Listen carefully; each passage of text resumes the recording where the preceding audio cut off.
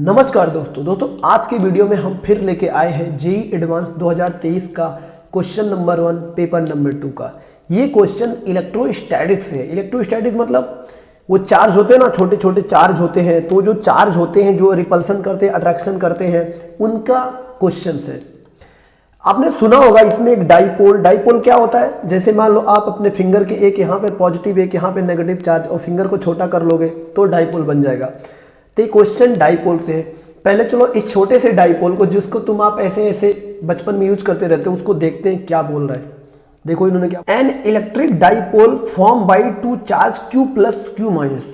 Electric dipole दो charge से बनी है, प्लस क्यू माइनस क्यू। गजब, शानदार। अरे वही नेगेटिव पॉजिटिव यार, जिसको हम ऋण और प्लस बोलते हैं।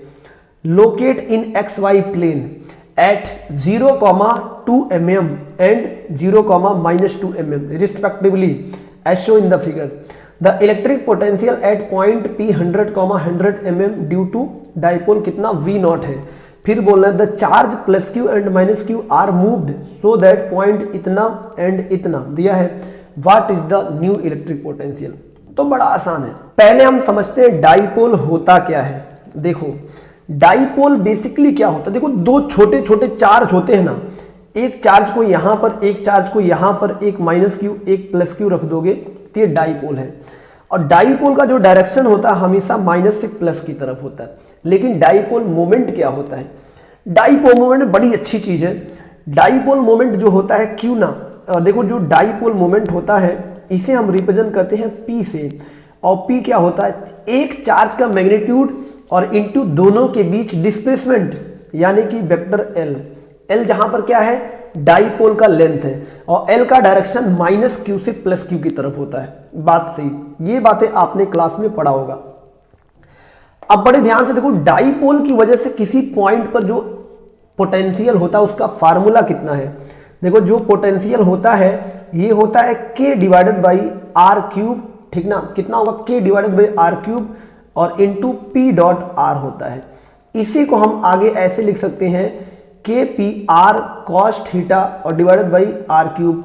इसी को हम ऐसे भी लिख सकते हैं के पी कॉस थीटा और डिवाइडेड बाई आर स्क्वायर, ऐसे लिख सकते हैं। बट हमारा काम जो है ये पहले वाले से बन जाएगा, इससे हम आंसर निकाल लेंगे। ध्यान से देखना, सबसे पहली बात हम कैसे निकालेंगे। देखो अगर हम पहले केस में देखेंगे, जब चार्ज कहां पे है 0,2 पर और 0,-2 पे है, तो डाइपोल का जो लेंथ बनेगा ये रेड वाला बनेगा और इसका लेंथ बेसिकली 4 mm है।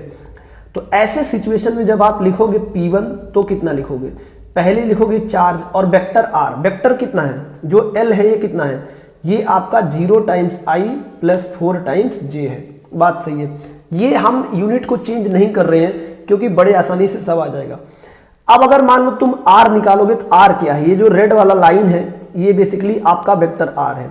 और यहां से अगर वेक्टर R लिखोगे तो आएगा आपका 100 times I plus 100 times J। बस अब बड़े ध्यान से देखो क्या होगा। अब अगर यहां से तुम पोटेंशियल निकालोगे तो क्या लिखोगे, K बाई आर क्यूब और इसके बाद K P into R dash. तो बताओ P की वैल्यू कितना है, P की वैल्यू है 0 times I plus 4 times J और डॉट R की वैल्यू है 100 times I plus 100 times J। तो बड़े ध्यान से देखो ये आ गया KP बाई आर क्यूब। अब डॉट प्रोडक्ट देखो, I का I से होगा तो 0 बन जाएगा और J का J से होगा तो 400 बनेगा, तो आएगा 400, ठीक ना। यहाँ पे Q भी होगा, ध्यान देना, तो 400Q। तो ये आ गया 400Q K by R cube. ये आ गया पहले का पोटेंशियल, जिसको हमने V0 बोला है।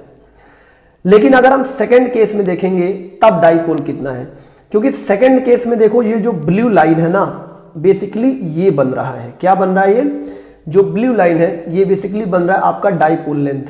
तो सेकंड केस में अगर आप डाइपोल देखोगे तो P कितना भी लगा, यहां से लिख दो Q, ये है P2। तो बड़े ध्यान से देखो, जब तुम ऐसा लिखोगे तो अब बताओ सेकंड वाले का देखो, इस डायरेक्शन में x में कितना चला है -1, इधर x में कितना चला है 1। तो बताओ x डायरेक्शन में इसका लेंथ आया है 2 और y डायरेक्शन में इसका लेंथ कितना आया है 2 2 4, टोटल 4। तो अगर यहां से डाइपोल लिखोगे तो कितना मिलेगा, ये मिलेगा -2 times I plus 4 times J। और इसके डिस्प्लेसमेंट वेक्टर में कोई चेंज होगा क्या? नहीं। तो अब न्यू पोटेंशियल जब निकालोगे कितना निकालोगे? k बाई आर क्यूब, इसके बाद यहां से लिख दो q। अब डाईपोल का जो लेंथ है ए आएगा -2i प्लस 4j और डॉट प्रोडक्ट ए आएगा 100 times i plus 100 times j। बड़े ध्यान से देखो, ये आएगा KQ बाई आर क्यूब और यहां से देखोगे तो i का i से होगा तो ये बनेगा -200 और j का j से होगा तो ये बनेगा 400। तो फाइनली ये कितना बन गया? ये बन गया 200 KQ बाई आर क्यूब। अब देखो पहला वाला कितना आया था? पहला वाला आया है, ध्यान से अगर देखोगे तो 400 बाई आर क्यूब, इसको V0 माना है। तो बताओ ये क्या V0 बाई 2 हुआ कि नहीं? तो आपका जो आंसर है वो आपका बी फॉर बॉल चला गया। ठीक ना, बड़ा आसान था। देखो अब इस क्वेश्चन को हम एक दूसरे मेथड से भी कर सकते हैं। कैसे? देखो सबसे पहले देखो, अगर पहले केस में तुम डाईपोल निकालोगे कॉस थीटा लेकर के, वही कॉस थीटा लेकर के, कैसे आपको मैं बताता हूं। देखो पहले केस में अगर मैं देखूंगा तो मुझे एक बात बताओ, पहले केस में फर्स्ट केस में अगर आप देखोगे तो बताओ फर्स्ट केस में जो डाईपोल का मैग्नीट्यूड है वो कितना है? ये देखो इसका जो लेंथ है ये कितना है? ये लेंथ आपका 4 है। तो इसे आप लिख सकते हो 4 इंटू क्यू और ये होगा कूलाम इंटू mm। बस अब देखो ये एंगल कितना है? थीटा। ये एंगल कितना है? मान लो थीटा है। तो बड़े ध्यान से देखो, यहां से अगर इसको मिलाओगे तो ये दिया है 100 mm और इसका जो बेस है ये भी दिया है 100 mm। तो बताओ tan थीटा कितना आएगा? tan थीटा लिखोगे तो 100 बाई 100, क्यों? परपेंडिकुलर डिवाइडेड बाई बेस, तो ये आएगा 1। तो इसका मतलब ये है थीटा कितना आ गया? 45 डिग्री। अगर थीटा 45 डिग्री आया है तो बताओ ये अल्फा कितना होगा? ये जो अल्फा है बच्चों ये भी आएगा 45 डिग्री, नो डाउट। अब यहां से अगर आप देखोगे तो इसको रफ कर दो, 45 डिग्री तो मिल ही गया है, कोई दिक्कत नहीं है। अब देखो डाईपोल का डायरेक्शन क्या है? डाईपोल का डायरेक्शन देखो ये ब्लू वाला है, ठीक ना।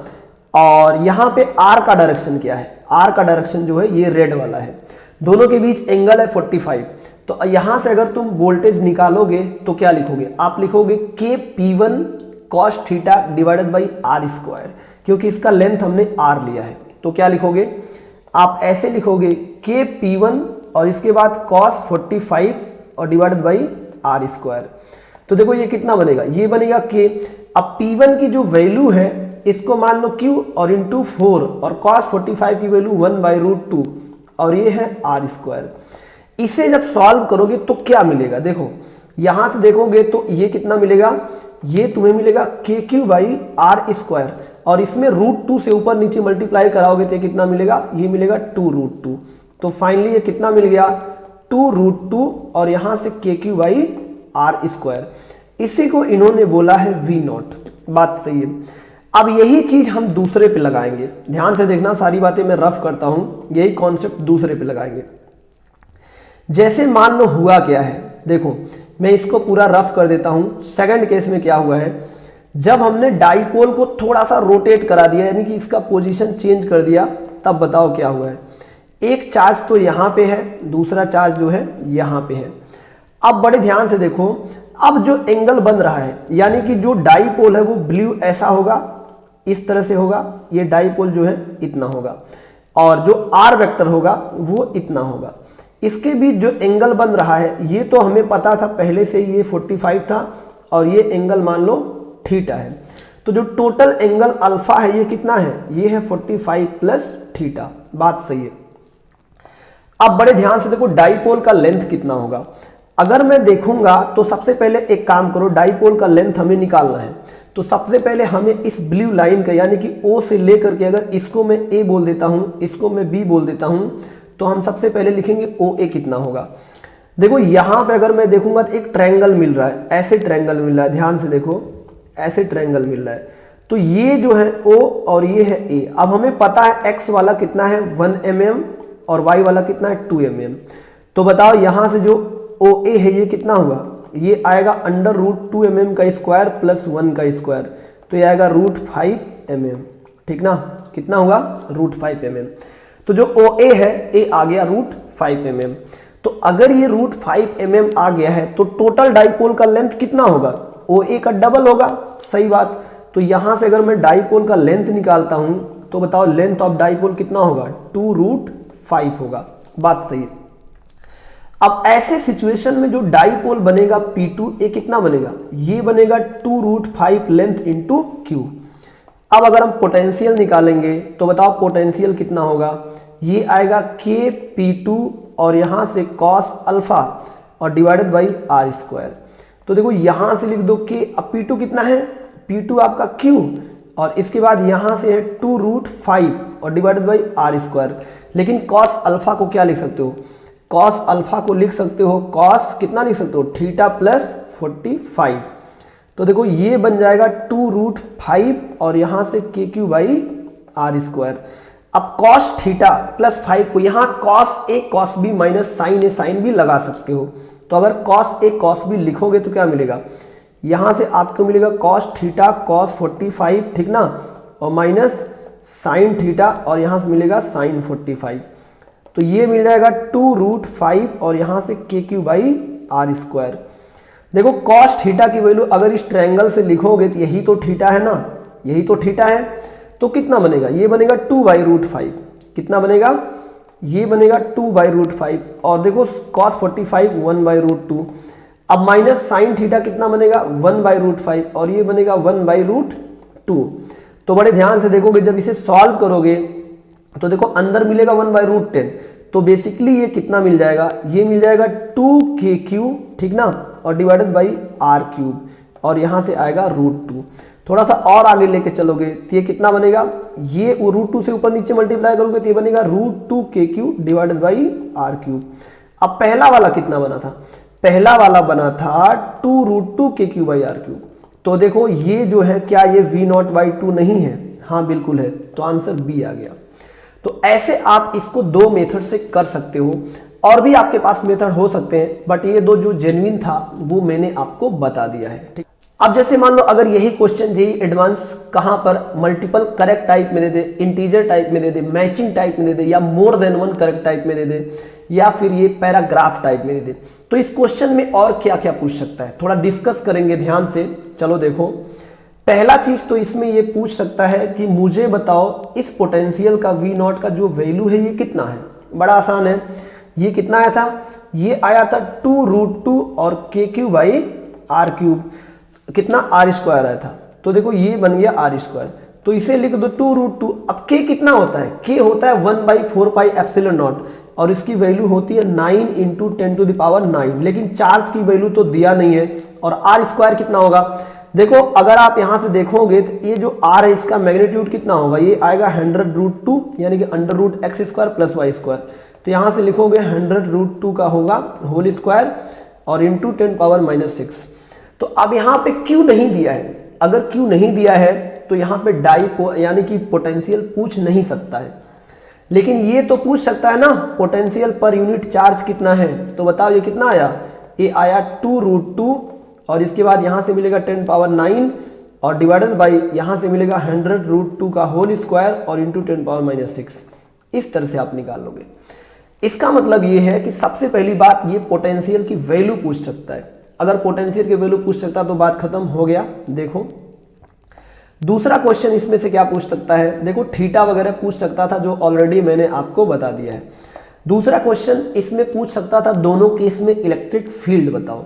तो अगर दोनों केस में इलेक्ट्रिक फील्ड बताते हैं तो पहले केस में अगर इलेक्ट्रिक फील्ड लिखोगे, देखो इलेक्ट्रिक फील्ड क्या होता है, डाईपोल के सेंटर से एट एन एंगल थीटा पर अगर इलेक्ट्रिक फील्ड लिखोगे तो ये होता आपका KP डिवाइडेड बाई r³ और ब्रैकेट में 1 + 3 और cos स्क्वायर थीटा, यही होता है।